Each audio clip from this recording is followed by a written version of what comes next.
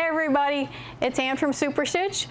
We're going to be working on the Kimberbell A Little Birdie Told Me pillow today. This is a class we did at for our sewing and embroidery club, so we thought we'd share it with you. So it's actually a great opportunity to teach you both sewing techniques and embroidery techniques. So we're going to be doing both. We're going to do the embroidery in the hoop embroidery, and then I'm also going to teach you some applique techniques and using some decorative stitching as well. The first thing you're going to want to do is go to Kimberbell at the link below and download all the files. The directions and the embroidery files in all formats are available from Kimberbell. So just click on the link below and we'll show you what we can do. And just as a reminder, we're still on our race to 10,000 subscribers. So we've got our contests going on. Make sure you subscribe to our YouTube channel, comment on any one of our videos, and click on the link to enter your email address so we can notify the winner. We will notify the winner of the great $2,500 sewing package that includes the Janome 5300 and some of our favorite notions. Let's go make it. For the sewing version, Kimberbell provides this as a PDF as well. So if you're just cutting this out on you're tracing on a fusible web, these shapes have been mirror imaged. So if you're doing that, what you're going to need to do, and this is Steam-A-Seam 2, or you could use Applique or Wonder Under, any number of your fusible web products, you would need to trace the shape onto that first, with the shape being mirror imaged. And then you're going to put it onto the back of the fabric and then cut your fabric out so that now you've got it right side up. So we've already pre-cut these shapes using the SVG files provided. So we use those shapes right side up from the SVG files. So then what we need to do, Kimberbell provides this so we can know where our placement is going to be on our fabric. So I have, I drew the center of my fabric here for my background, and a light box is terrific when you're trying to trace. So you can see that I was able to just place my fabric over the drawing, and using the light box, I was able to trace the shape so I know where my shapes need to go. So I'm going to start with the bubble, and then we're going to applique the heart, and we're going to show you, these are really good shapes for teaching machine applique. We have, when you're looking at this, we've got an outside curve, we've got an inside point, we've got an outside point here. The heart, I've got an outside curve here. I'm actually going to treat this like an outside corner and an inside point. So we're going to show you a lot of applique techniques. So I'm going to start by simply sticking my pre-cut shape into position here, and I can just iron that down. And now I'm going to go to my sewing machine. To do my applique, I'm just placing a piece of tearaway underneath. I've got my applique shape in place. I have my open toe applique foot on. I really like this for my visibility. And on my machine, I'm going to select my applique. So on my 15,000 in my sewing applications, and I have my sewing applications on my Janome S7, the 9450, and the M7. I can just simply select applique, and I'm going to use my right justified satin stitch, and I'll explain why I'm using the satin stitch, the right justified. And you'll notice everything is preset for me. My width, my length, my tension has been reduced, and also my pressure has been reduced, which is going to allow me to maneuver those curves very easily. I'm actually going to bump my stitch width up just a little bit to make it a little bit more wider. Also notice that my auto pivot has been activated so that when I stop needle down, my foot will automatically lift. If you don't have auto pivot, if you have a knee lift, you might want to use that. So with a right justified satin stitch, I'm going to start with my needle just off the edge of my fabric. And the key to doing curves is I'm going to, when you're sewing your curves, the key is to always pivot in the right needle position. So if I've got an outside curve and I need to pivot, I need to stop needle down in the right, and then I can pivot my fabric. So anytime I feel I need to pivot, I'll stop right, and then the foot lifts, and then I can pivot. All right, I'm coming into an inside corner here. So the key to doing an inside corner is you need to stitch into the inside corner, and you need to pivot on the inside swing, which is the left needle swing. So I'm going to keep coming. I'm actually going to sew into the corner a little bit. I'm not going to pivot until I sew into the corner. And I'm going to stop on the inside swing. I'm going to pivot about a 45-degree angle and drop a couple stitches there. Stop on the inside swing again. Then I'm going to pivot and come out of it. So that gives me a really nice inside corner. Now I'm coming to a point. So as I'm coming to my point, what I'm going to do is I'm going to watch until my needle is almost to the other side, which right about now. And now I'm going to start bringing my width down as I'm sewing.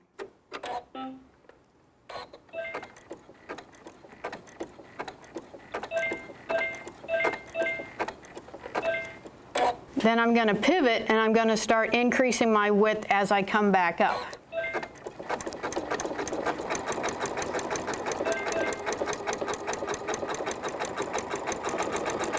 Now I've got another inside corner, so I'm going to treat that the same way. I'm going to sew into the corner, stop on the left swing, pivot about a 45, stop inside again, and then come out of it. And again, on my curve, I have to stop on the outside of the curve. So we've got our nice curve here, a little bit of a mitered point here, and our inside corners here. So I'm now going to position, and the Applique stick and the Steam-A-Seam 2 allows me to lift and reposition that. So I think I'm happy with that there. I'm going to go ahead and press to make that permanent. And now I'm going to demonstrate some more applique techniques on the heart. Okay, once again, I'm using my right justified satin stitch, and this is like an outside corner where this was an inside corner, and I pivoted on the inside. Now I'm going to treat this like an outside corner. So when I'm doing an outside corner, I'm going to stitch right up to the edge of the corner, and I'm going to stop in the right needle swing. I'm going to pivot that 45 degrees. I'm going to drop a couple stitches and stop in the right swing again, and then come out of it. And that gives me a really, really nice corner. And again, as I'm coming around the curve of the heart, I want to make sure that any pivoting I do, I always do in the outside needle swing. And then when we get to the top point of the heart, we'll show you a special tapering technique. Because I want to do a nice tapered point here, on my 15,000 and my M7, some of my other machines, I actually have some tapered stitches. So I'm going to take advantage of this instead of trying to taper it on my own. And I'm going to select a satin stitch, but I'm going to use the same settings that I had on my bubble, which was a width of 4 and a length of 0.35. This actually takes me down to a 0.4. And what I'm going to do is go to my settings here. I'm going to start with no taper at all. But when I get to the inside top of my heart where I want to taper, I'm going to taper it down to a 30-degree angle, and you'll see when I get there. And I really don't want it to lock off when I get to that taper, so I'm going to turn that locking stitch off. So once I get to the point here, if I don't have the tapered function on my machine, and we'll review the machines that have the tapered function, I would treat it like an inside corner like I did here. So I could treat it like an inside corner, but if I want to taper it, then once I get to here, I can activate my ending taper by pressing the auto lock key, and it's going to just automatically taper in for me.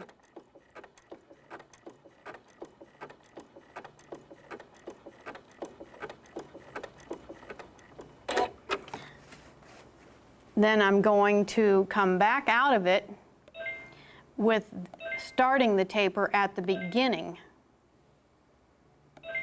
So now as I come out of it, it's going to just start tapering back up. So that's automatic. And I've just now created my own perfect taper. So now we've completed our applique, and we've done a couple different techniques here. We've done outside curves, we've done inside corners, we've done tapered points here with our right justified satin stitch. I did an outside corner here, and I did my tapered point here. The machines that have the tapering function include the Janome 15,000, the Janome S9, and our brand new Continental M7 also has the tapered function. The automatic satin stitch setting is included in the sewing applications, which is also on the 15,000, the S9, the 9450, the M7, and the S7 all have sewing applications where your satin stitch will be preset. Otherwise, you need to have I used a 4mm width satin stitch, a 0.35 to 0.4 stitch length, and you want to reduce your pressure and your needle tension. For the stitches for the bird, the detail on the bird, your Kimberbell directions are going to give you instructions for doing it by hand. And anybody that knows me knows that I don't do anything by hand. So this was a challenge for me to come up with stitches on the machine to duplicate what they wanted to do by hand. So I always encourage you to take a look at your stitches and look at them a whole different way and see what you can do with them. So the first thing I did was we have Stitch Composer, which is, if I need a stitch, I can just make my own stitch.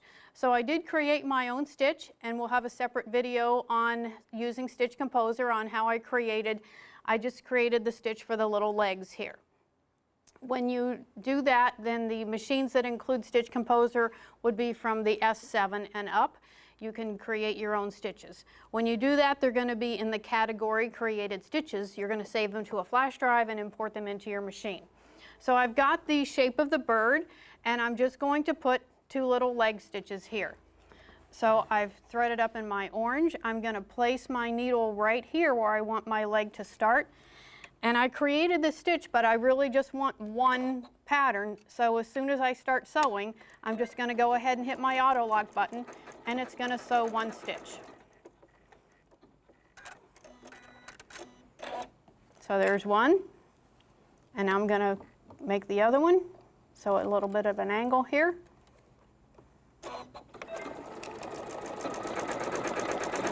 My markings are just going to disappear when I press it. So there's my 2 little leg stitches. Now for the beak, quite a few machines have nice little satin stitch shapes. So I just used my little shape here, and you'll recognize the shape. I used a width of 7 and a length of 0.25. And I was actually able to just program one pattern followed by one locking stitch.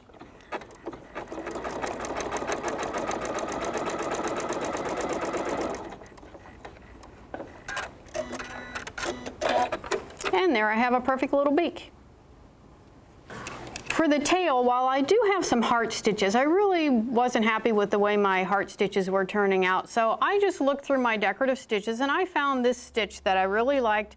I did do a vertical flip so that it flipped upside down. And again, I've programmed it to start, so one pattern and then automatically lock off. And I think this ends up looking really cute for a tail. So you really want to look at your decorative stitches because you can really use them for a lot of different uses. Doesn't that make a cute little tail?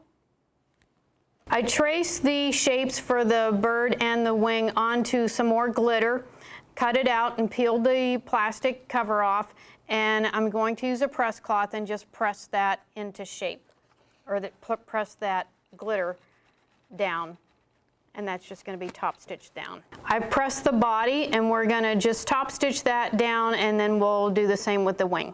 I'm just going to run a nice little straight stitch right on the inside all the way around. So again, this is our raw edge applique. And actually the HP foot would be great for this. And since I'm doing all applique, I'm just leaving my F foot on. So again, I was able to just trace the shape using the light box, and I'm going to cut this out of our glitter fabric.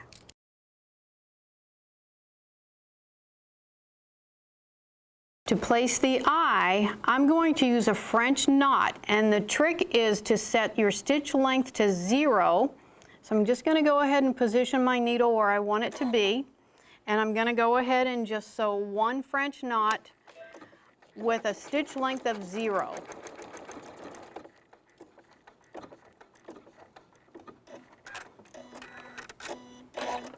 And that's going to give me my eye.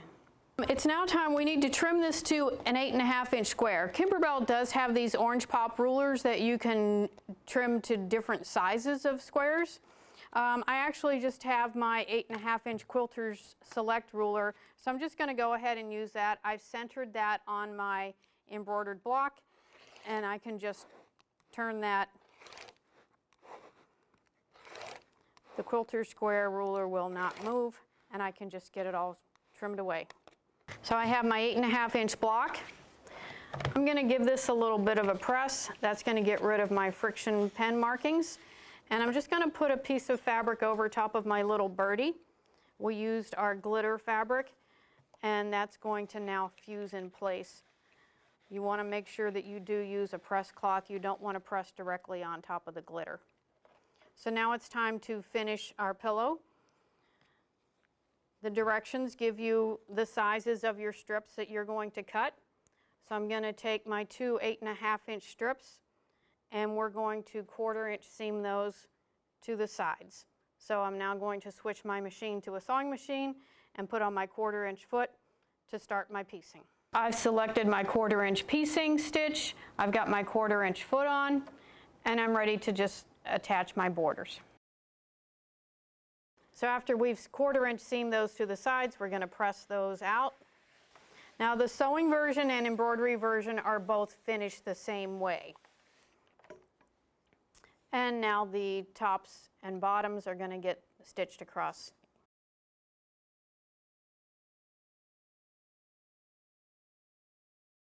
And we're going to take the two back pieces, and we're just going to turn that under a little bit and double it under and just run a little top stitch there. So you're going to overlap the two back pieces. They'll be overlapped here. You're going to have right sides together, and we're going to 1/4 inch seam all the way around. Now on my needle plate, I know when I'm a 1/4 inch away because the edge of this fabric will be at this 1/4 inch mark here and a 1/4 inch on my foot. So I'll know that that's when I want to pivot. And now I'm ready to do my 1/4 inch. So we stitched all the way around. We're going to trim off our corners and turn it through. I'm going to use my stylus to pop out the corners.